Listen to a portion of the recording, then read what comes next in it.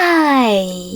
In front of me is Nubia Red Magic 6R, and today I would like to show you how you can set up face unlock on this Nubia smartphone.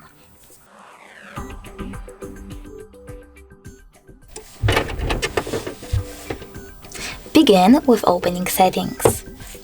In them, you need to scroll down and choose password, fingerprint and face recognition. Then select face recognition.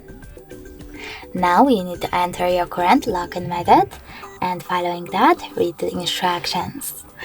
After that, click on continue, choose while using the app, and remember to keep your face in frame.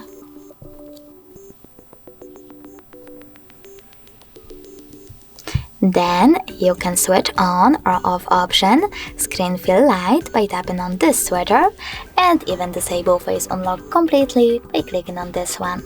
So now when I turn off my screen and then turn it back on, against that face unlock is working properly. If you wish to delete face data, you need to access exactly the same settings and tap on remove face data under face data management. Lastly, confirm your choice in the pop-up by choosing Remove.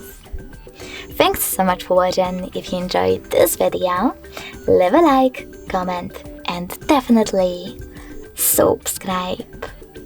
Bye!